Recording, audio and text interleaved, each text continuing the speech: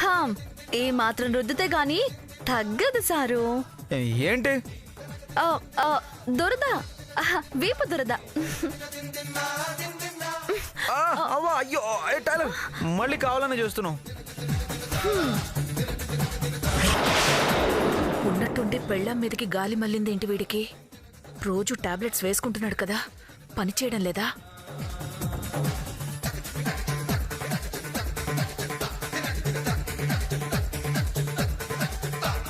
ప్రేమ ఉంది, ఇష్టం ఉంది, కానీ తిక్కే కొంచెం ఎక్కువగా ఉంది. ఎప్పుడు పోతుందో ఈ తిక్క. ఎంతసేపు ఇలా రుద్దించుకోవాలి? టైలర్ మొహం చూడడం ఎలా?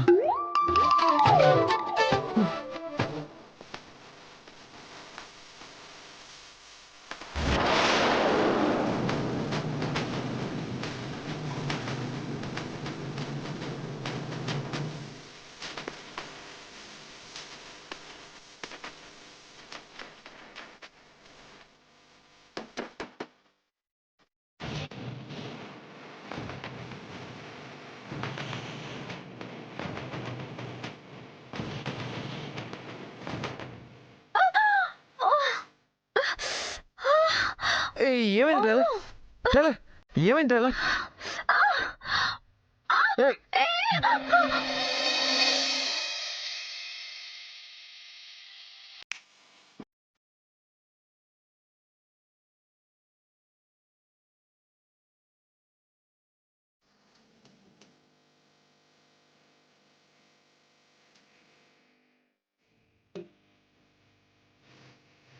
నీకు కోపం చిరాకు వస్తే నీ భార్య మొహాన్ని చేతిలోకి తీసుకొని కళ్ళల్లోకి కళ్ళు పెట్టి కాసేపు అలాగే చూడు.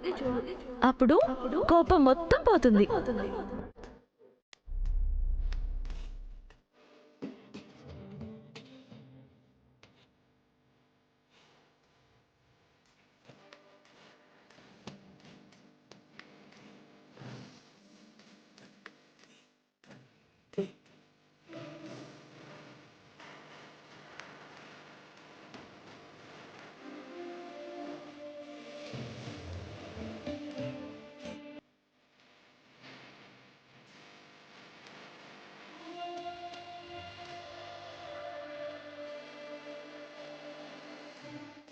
ఎవరు చూడని అలజడిలో కుదురు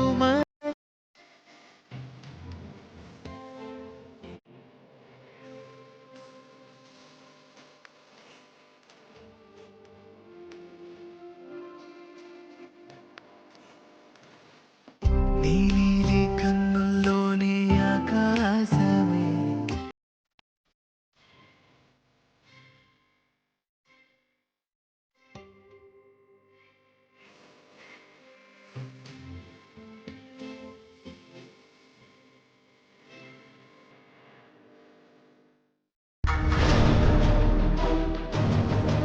ఇక్కడెక్కడ లేరేంటి?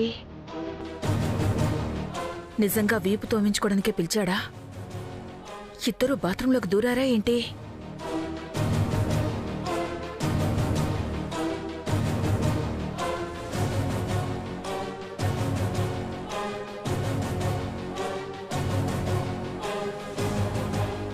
ఇక్కడ కూడా చెడే చెప్పుడు లేదు.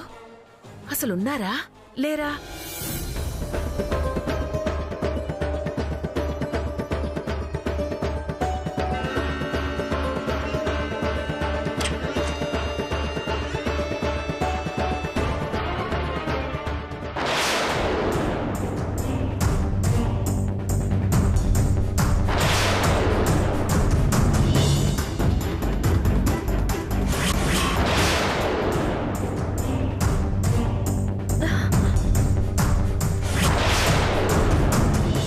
ఇక్కడికి కూడా వచ్చేసావా?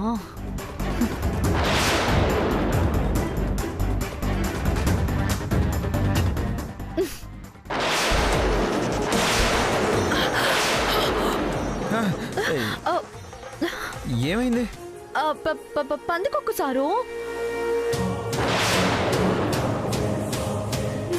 తలుపు సందులోంచి దూరి లోపలికి రాబోతుంటే డోర్ క్లోజ్ చేసేసా. నలిగిపోయి ఉంటుంది.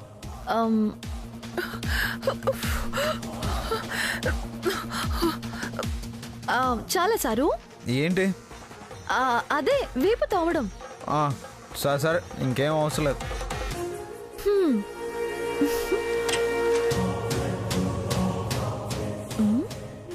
వెళ్ళిపోయిందా?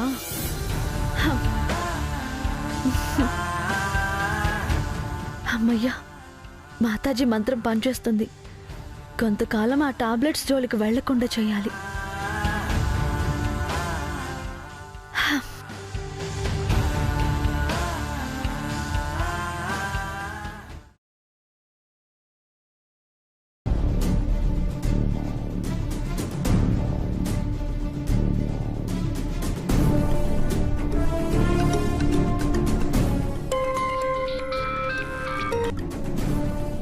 చెప్పు శశికళ.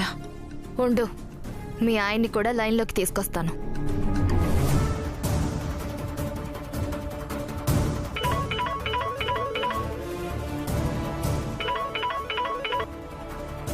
చెప్పండి మేడం, ఎప్పుడు కాల్ చేస్తారా, ఎప్పుడు గుడ్ న్యూస్ చెప్తారా అని మీ కాల్ కోసమే వెయిట్ చేస్తున్నాను. చెప్తా గాని నీ పని బాగుంది శోభన్ రాజు.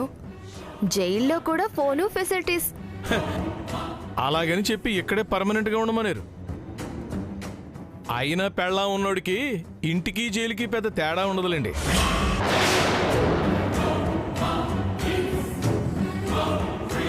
అయితే పర్మనెంట్ గా అక్కడే ఉండిచావు. ఓ ఓ బంగారం, నువ్వు లైన్లోనే ఉన్నావా?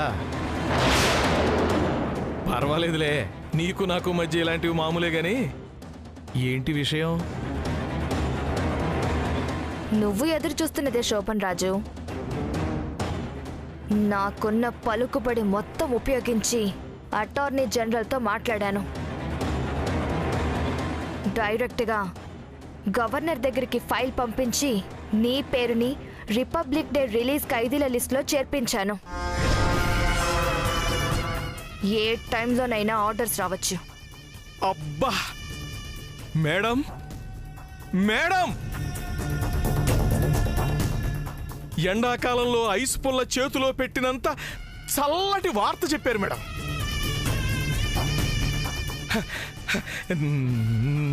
నా కోసం ఇంత కష్టపడినందుకు మీకు చాలా చాలా థ్యాంక్స్ మేడం, చాలా చాలా థ్యాంక్స్. నాకు కావాల్సింది నీ థ్యాంక్స్ కాదు శోభన్ రాజు.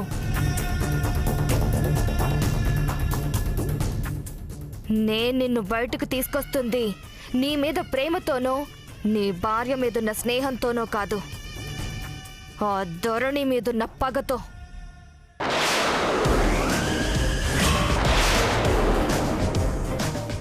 అందర్నీ నేను ముప్పు తిప్పలు పెడితే అది నాకే చుక్కలు చూపించింది. నువ్వు బయటకొచ్చాక ఆ ధరణి అంత చూడాలి. బయటికి వచ్చేదాకా ఎందుకు మేడం, బయటికి రాక ముందే ఈ శోభన్ రాజ్ అంటే ఏంటో దానికి సెగ తగిలేలా చూపిస్తాను. బయట ఉండే మేమేం చేయలేకపోయాం, లోపలుండి నువ్వేం చేస్తావు?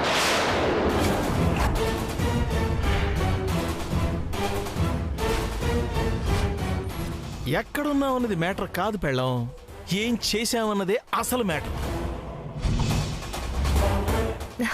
సరే, ఇంతకీ ఏం చేయబోతున్నావు? ఆ ధరణి గురించి నీకేం తెలుసు? తెలుసుకున్నాను మేడం.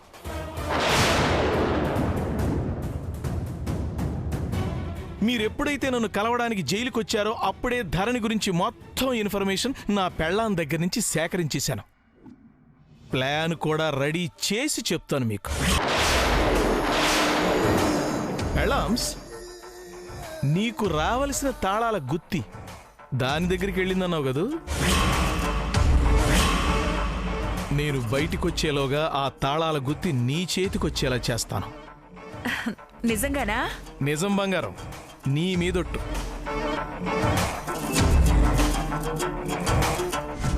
ఏదైనా పనికొచ్చే పని చేయమంటే చేయనేమో గాని పాడు చేసే పని అయితే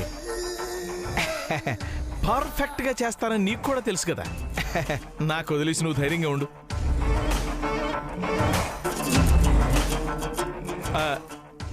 ఉంటాను మేడం. నన్ను బయటికి తీసుకెళ్తున్నందుకు మీకు ఇంకొకసారి థ్యాంక్స్.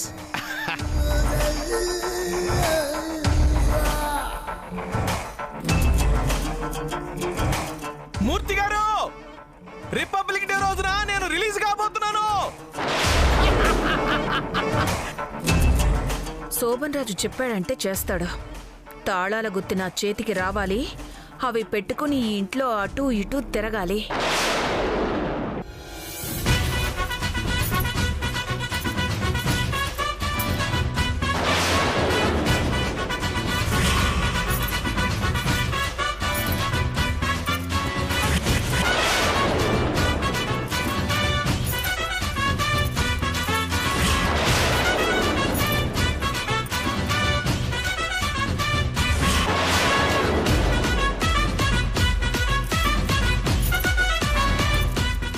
ఏం దట్టా చూస్తోంది?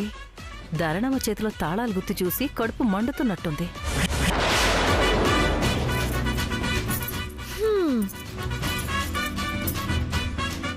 అక్క వంట అయిపోయిందా? అవుతాంది. కనపట్లే, బాగా కుత ఉడికి పొంగిపోతోంది. పర్వాలేదక్క. హ, ఆ పొంగు ఎంతసేపు 4 నీళ్ల చుక్కలు చల్లితే చల్లారిపోతుంది. మస్తు చెప్పినావు గాని ఆ తాళాలు గుర్తేందమ్మా అటు ఇటు తెగ తిప్పుతాండావు? మరేం చేయనక్క, ఎప్పుడు ఏ తాళం తీయాల్సి వస్తుందో తెలీదు. హ, ఎక్కడైనా పెట్టి మర్చిపోతే అసలే చాలా కళ్ళు వీటి మీదే ఉన్నాయి.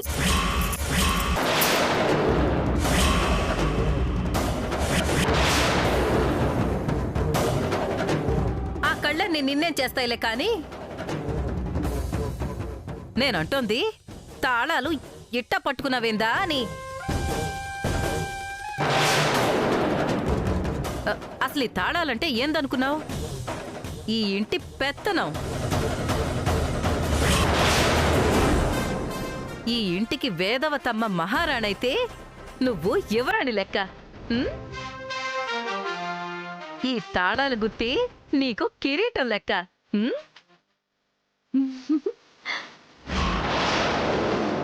ఏంటక్క ఏదేదో మాట్లాడుతున్నావు? నిజం దారణమ్మా, ఈ ఇంటికి కాబోయే మహారాణివి నువ్వే. దానికి గుర్తే ఈ తాళాలు గుత్తి.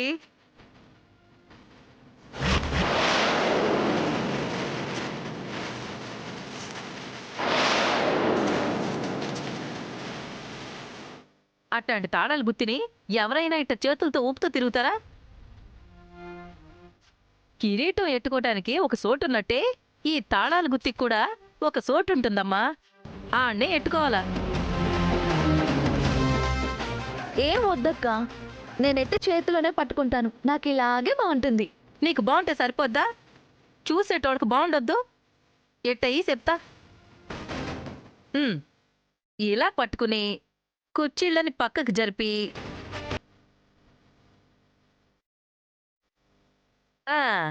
ఇట్ట పెట్టుకుంటే ఆ దర్జానే వేరు ధరణమ్మా.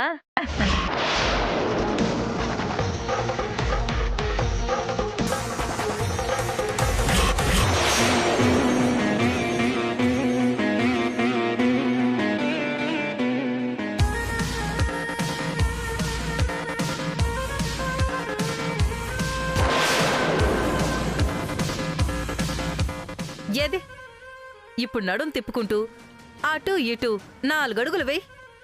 అబ్బా వద్దక్క. నా కోసం ధరణమ్మా 4 అడుగులు.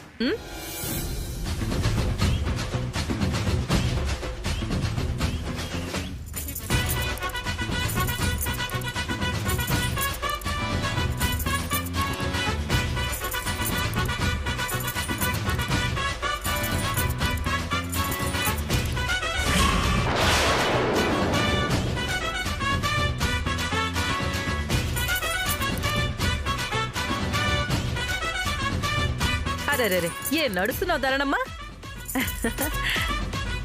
ఆ గది లెక్క. ఇప్పుడు అట్ట నడుం తిప్పుతూ నడుస్తా ఉంటే ఆ తాళాలు గుత్తి గల్లు గల్లు మన సప్పుడు చేస్తా ఉంటే ఈనేటోళ్ల గుండెలు జల్లు జల్లు మనాలా. ఇది కావాలని నన్ను టార్గెట్ చేసుకుని మాట్లాడుతోంది. ఇది ఒక్కసారి నా చేతికి చిక్కాలి, నోట మాట రాకుండా నాలుక కోసేస్తాను. ఏంద మట్ట చూస్తాండావు? బాగుండదా లేదా అని డౌట్ ఏమన్నా ఉండదా? మస్తుగుండదమ్మా. ఇగో మన ప్రియం వదమ్మా ఏండే ఉంది కదా, నువ్వే అడుగు.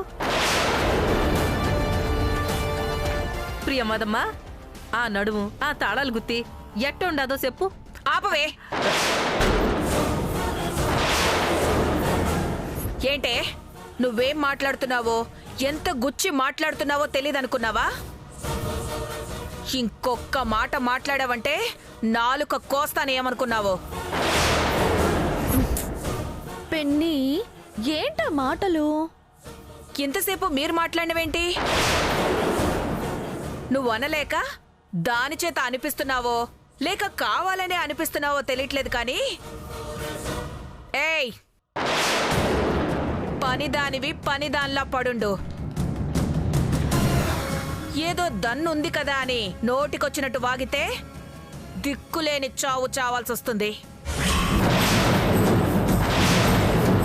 అవును, ఏంటి వాగుతున్నావు? ఇది ఇప్పుడు ఇంటికి యువరాణా, కాబోయే మహారాణా.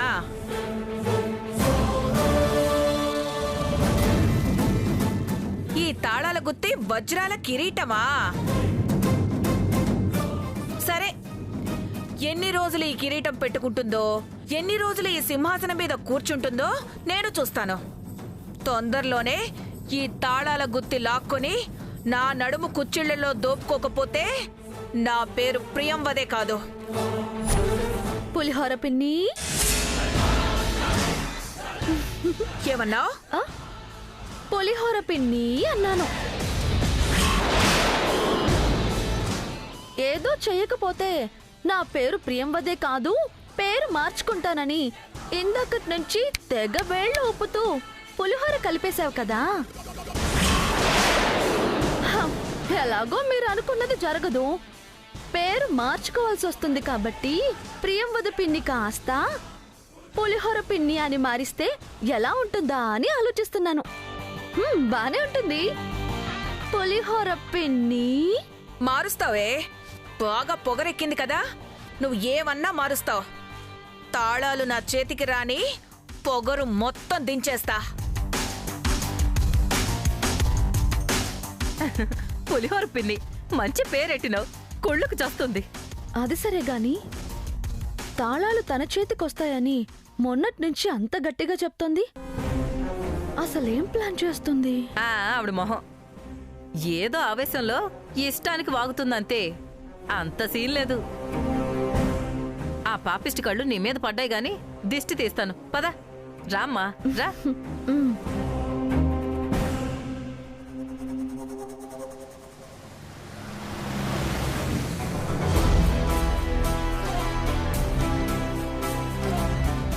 ఓకే, ఆ ఫార్మాలిటీస్ అన్నీ వెంటనే కంప్లీట్ చేయండి. ఈలోగా నేను ఆఫీస్ లొకేషన్ ఫైనల్ చేస్తాను. బ్రతుకు తెరువు కోసం వెళ్ళొస్తున్నావా శ్రావణి? ఏమన్నారు? అదే, బ్రతుకు తెరువు కోసం వెళ్ళొస్తున్నావా అన్నాను. ఎలాగూ మళ్ళీ నీ జీవనోపాధి నువ్వే చూసుకోవాలి కదా. ఇప్పుడు నువ్వేదో మాట్లాడితే అదేంటో అర్థం చేసుకునేంత తీరిక ఓపిక నాకు లేవు. చెప్పేదేదో సూటిగా చెప్పు. ఆవేశపడద్దు శ్రావణి. నేనేం నీ మీద కోపంతోనో కుళ్ళుతోనో మాట్లాడడం లేదు. పాపం నీ పరిస్థితి చూసి జాలిపడి సానుభూతి చూపిద్దామని వచ్చాను. ఏం మాట్లాడుతున్నావు? నువ్వు నా మీద సానుభూతి చూపించడం ఏంటి? నీకింకా వాస్తవం అర్థం కావట్లేదు. ప్రస్తుతం నీ పరిస్థితి ఇదే. మొన్న నువ్వేమన్నావు? ఈ ఇంటికి నేనే మహారాణిని, నెంబర్ 1ని అన్నావు కదా. కానీ ఆ నెంబర్ 1వి నువ్వు కాదు, ధరణి అని మీ అత్త డిసైడ్ చేసి ధరణినే ఈ ఇంటికి మహారాణిని చేసింది.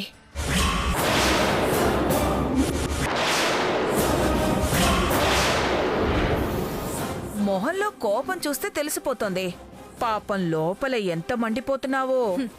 నాకెందుకు మంట? అయినా నేను వద్దనుకుంటేనే దానికి వెళ్ళింది. వద్దనుకున్నావా? నువ్వా? ఏది ఒకసారి మొహం చూపించు.